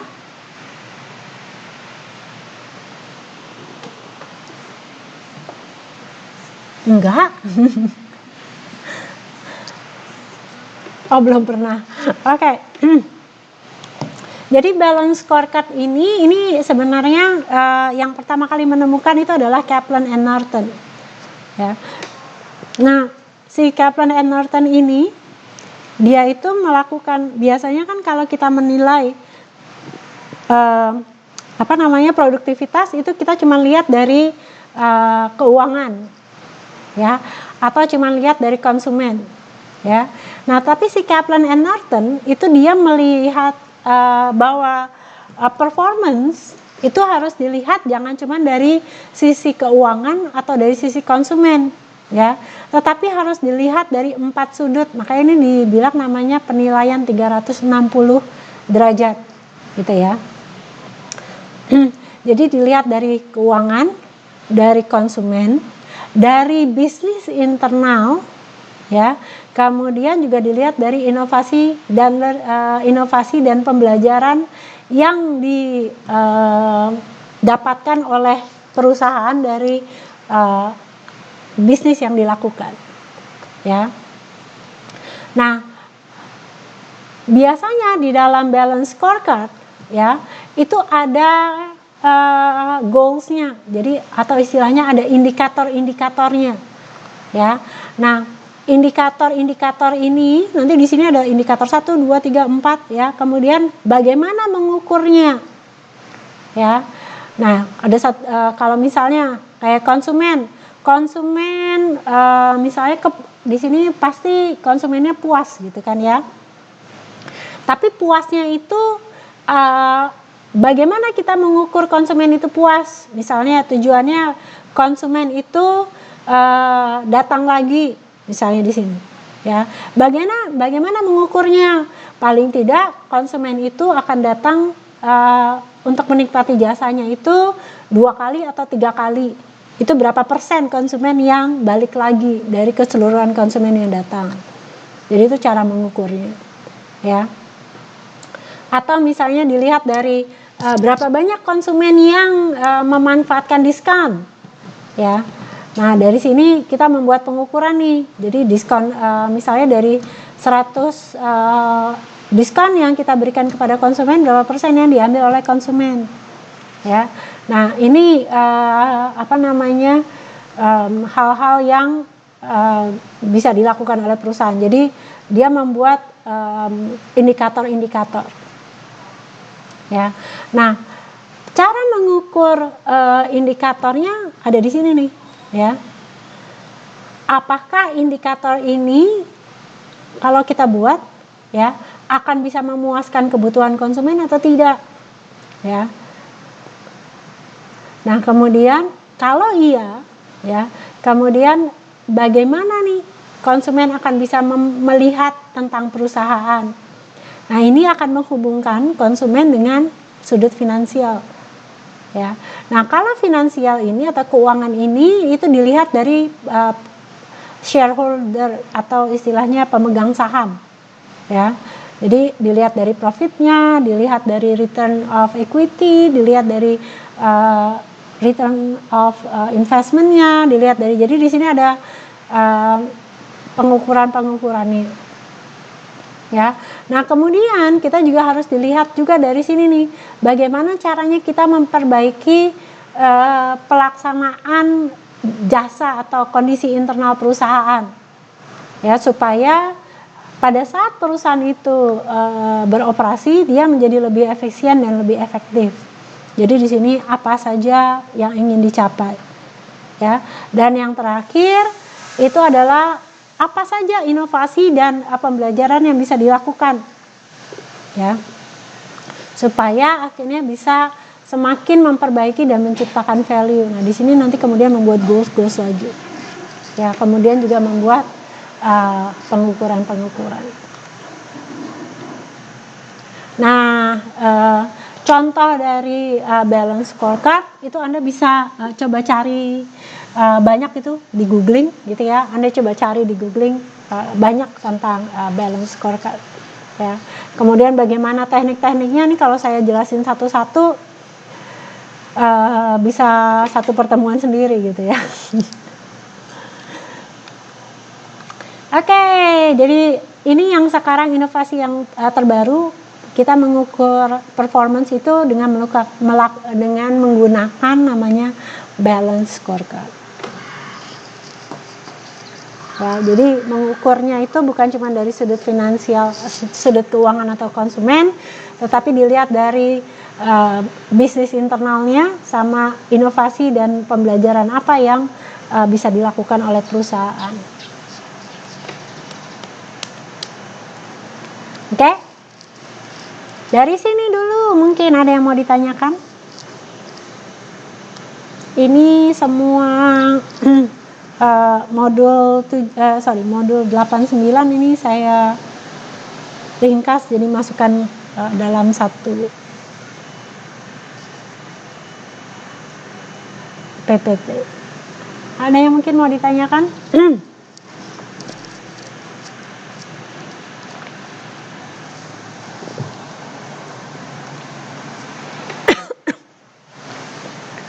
Ada yang ingin bertanya?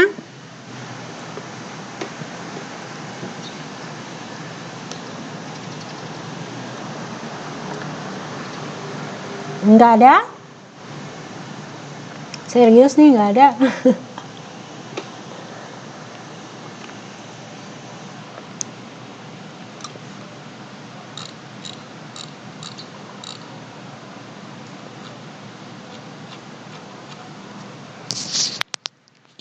Ya, ada yang ingin ditanyakan?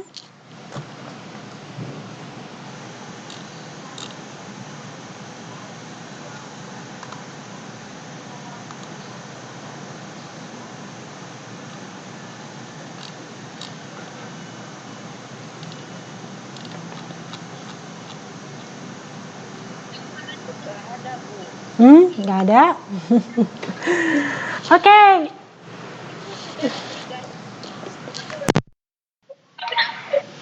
Kenapa?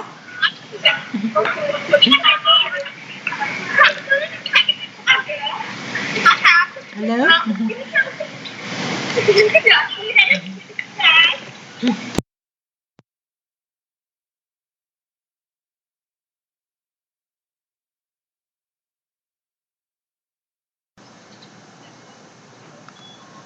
Oke,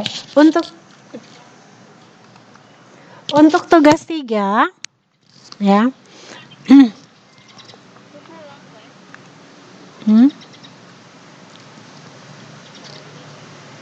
Nah.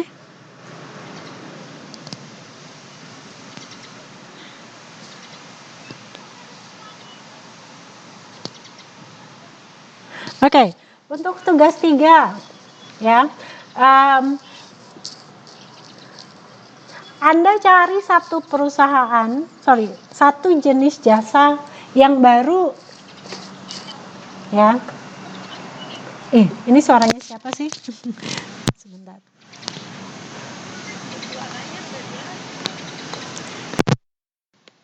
Oke.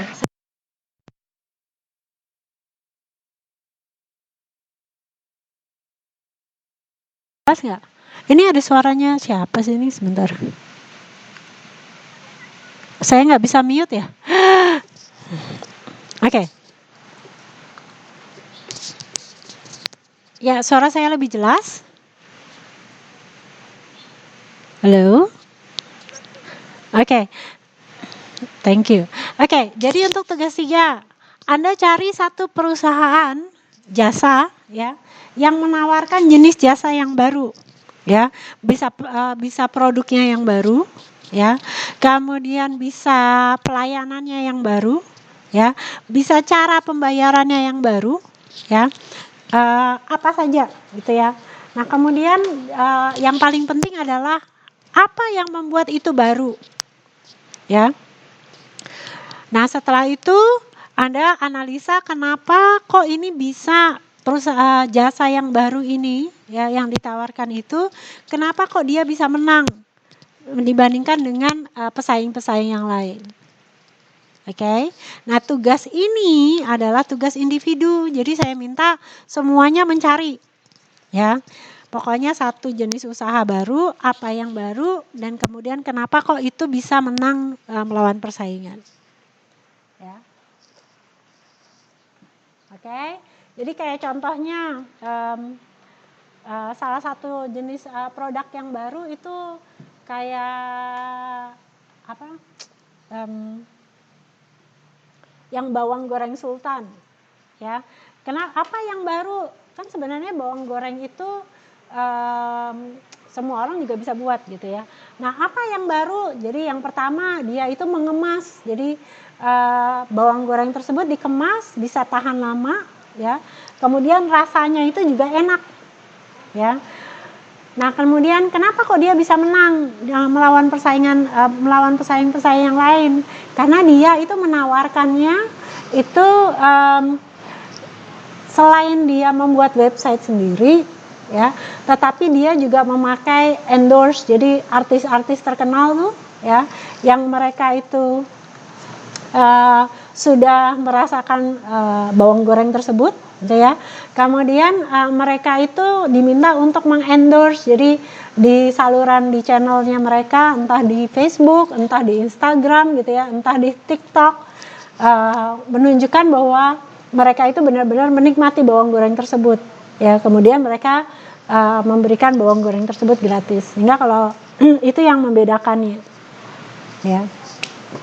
Nah, kemudian juga cara dia menjaga kualitasnya, dia itu sumber atau bahan bakunya itu dia kontrol. Jadi dia hanya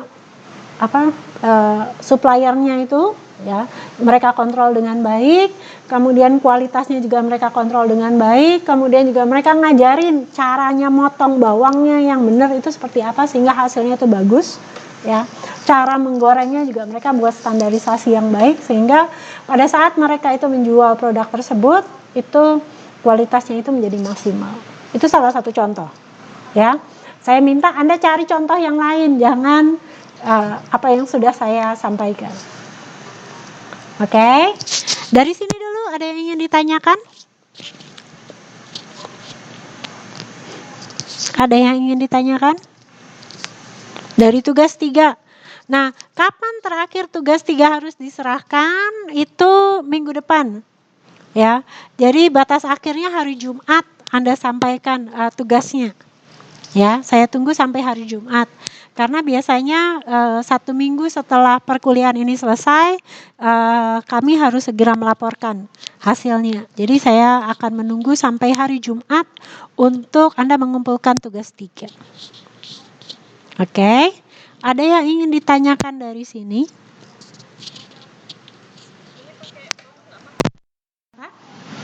Produk.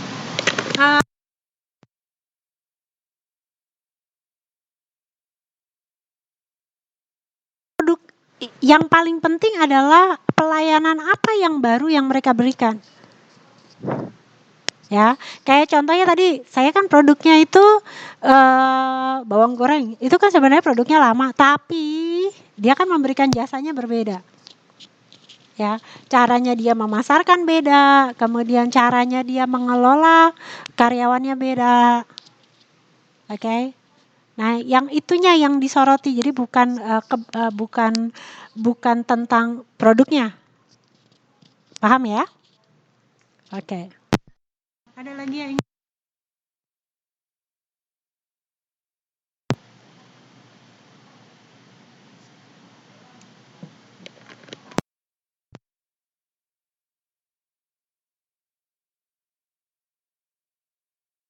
Lang itu tugasnya dibikin di Word apa PPT ya?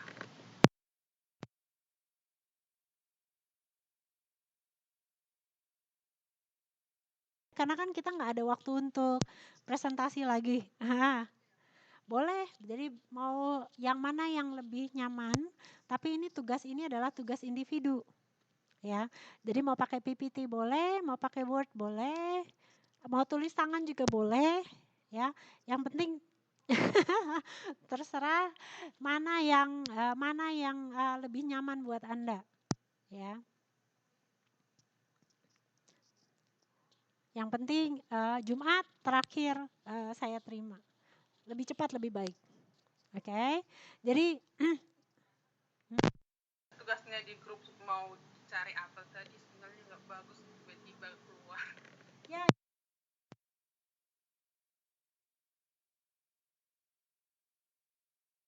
lebih baik kalau Anda di grup Anda berkomunikasi apa yang sudah Anda ambil, ya, sehingga nggak sama antara satu orang dengan orang yang lain, ya.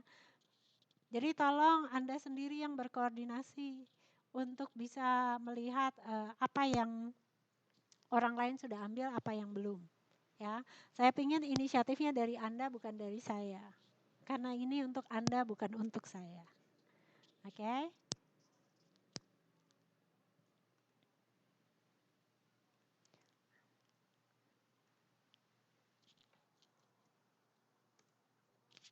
Oke, ada pertanyaan lain?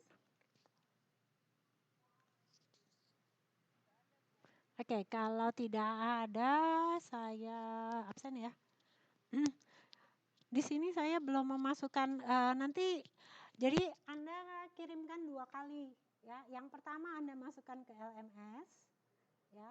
Kemudian yang kedua Anda kirimkan ke saya. Sehingga kalau di LMS-nya nggak muncul, paling tidak saya punya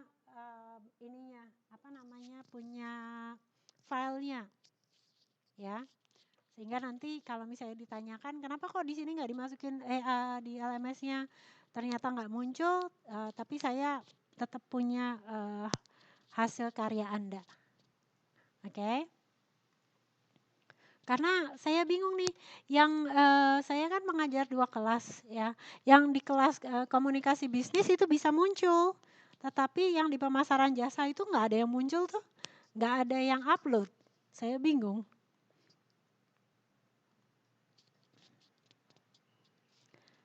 Oke? Kalau nggak ada saya absen ya. Mbak Mika Aselia ada? Mbak Mika? Mbak Susmiati ada? Mbak Titin Isari ada? Mbak Titin? Ada nggak? Mbak Ipah Latifah ada? Mbak Ipah? Mas Gunawan ada? Ini yang hadir siapa? Mbak Ipah ya? Mbak Titin hadir nggak ya?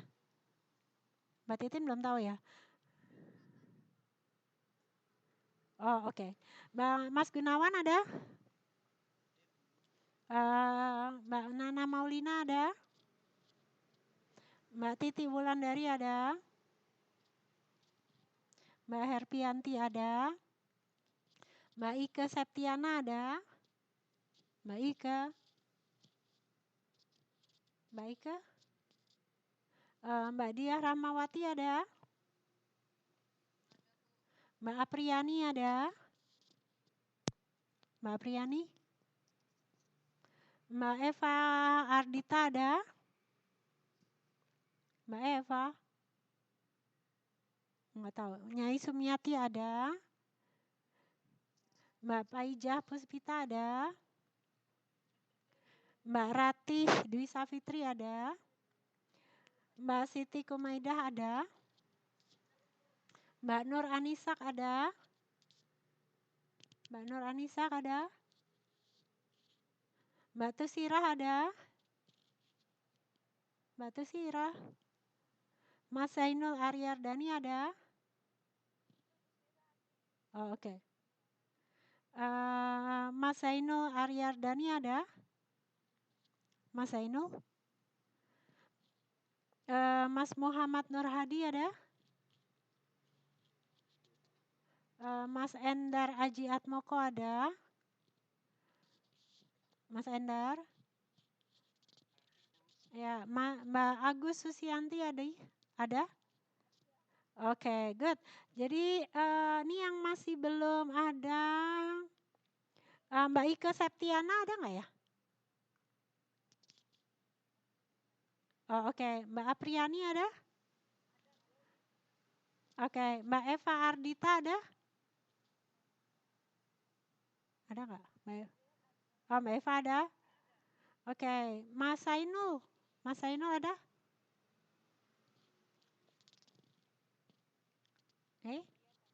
Nggak ada ya?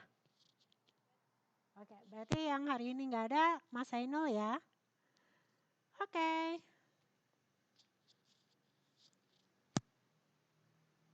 Good. Yes, masih ada 3 menit. Ya, karena ini pertemuan kita yang terakhir.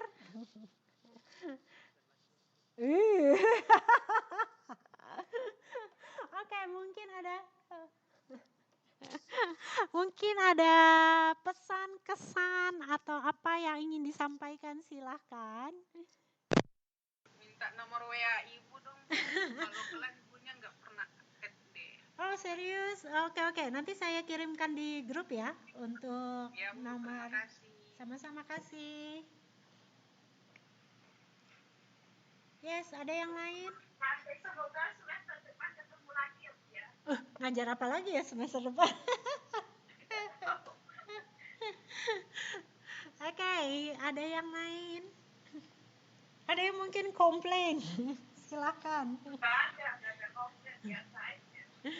Iya Nyai, nggak ada. Mungkin yang lain? Ibu terlalu baik udah dikomplain. Bu, saya mau komplain, Bu. Kenapa Mas? Mau komplain saya. Ya silakan. Kenapa waktunya begitu cepat, Bu? Allah. Benar, siap untuk berpisah ya. Dia cepet banget ya. Gak Iya. nyangka ya. Iya.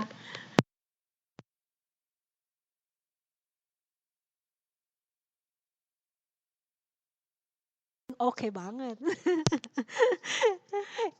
Iya. Ngajar semester berapa Bu yang komunikasi bisnis? Semester 4 lah. Iya.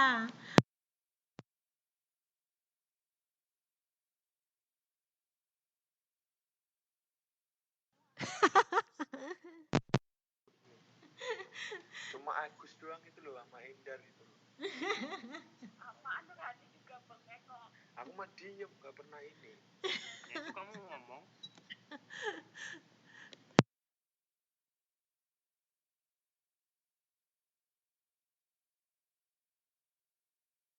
Gitu. Anda berusaha untuk menjawab, ya. Tahu nggak tahu pokoknya jawab dulu. Itu yang saya suka. Jadi keinginan untuk belajarnya itu tinggi kalau dibandingkan kelas yang lain. Partisipasinya tuh kurang gitu. Jadi apa sih? Halo?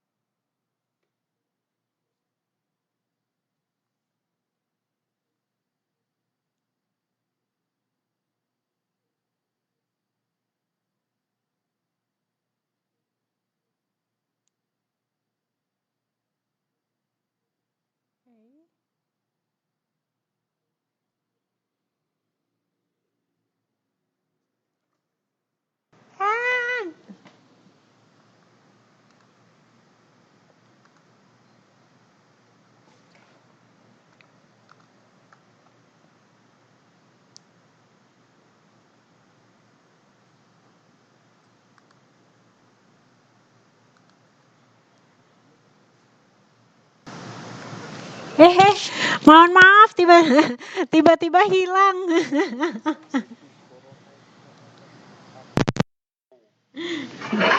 Nggak pilih-pilih usia, nggak pilih-pilih umur. Kalau kena ya kena aja.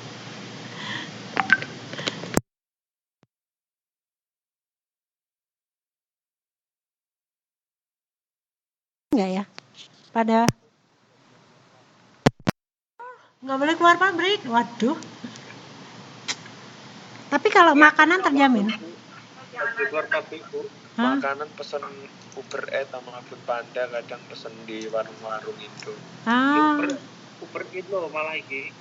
Ah. Malah marah corona. Tadi pakai Rasamu ya, itu. institusioner Kalau Uber itu ya pakainya itu ya kartu debit. Mana-mana kok Uber gitu. Ya kartu debit bisa, kartu kredit bisa, asal nggak ngebon aja. Kalau ngebon nggak bisa. Di sana tapi corona, antar sana, antar corona. sekarang corona nggak bisa COD deh kalau itu Uber Eats. Tapi Foodpanda masih bisa kan ya? Kalau Uber Eats udah nggak terima COD, harus itu kartu kredit. Katanya demi keamanan bersama. Kemarin aku pesen Foodpanda masih COD. Aku kan ngomong Uber Uber Eats Eats.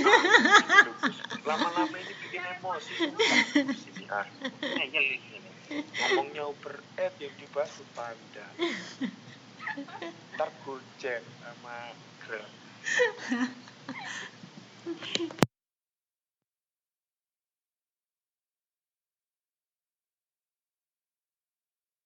Bisa juga kalau ada yang ingin itu memasukkan sebagai jasa yang baru gitu ya. Jadi itu juga bisa dimasukkan. Silahkan. Oke. Sama nggak Soalnya boleh. RF saya tentang Uber Eats. Oh. Ya udah, nanti tulis aja di grup apa. Berarti hari Nggak ini boleh ya karena udah teman-teman. dibahas bersama itu nggak boleh buat tugas, pokoknya titik intinya itu aja. Oke. Good.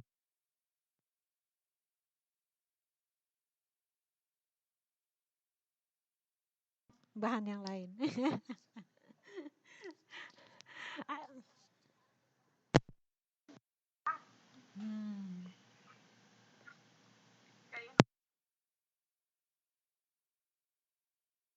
Bahas itu. Masa? Iya. Kan namanya kemarin tuh institusionernya kan Uber Eats. Kamu udah selesai Agus karirnya? Alhamdulillah belum selesai. Tinggal separuh. Nggak apa-apa Gus, di apa aja separuh. Gak bisa. Emang apa hidup aku cuma separuh ya? Gak lah. Bisa Gus di itu di e-learning kan itu kan juga satu kan dari abstrak sampai rumusan masalah. Itu aku Tugasnya nggak diisi pendahuluan di sampai e-learning, itu males. pembahasan. Emang harus ya di e-learning gitu? Nggak harus Gus, yang penting lulus aja kalau pas abdi itu. Saran. Dikasih saran ya tadi nanya. Emang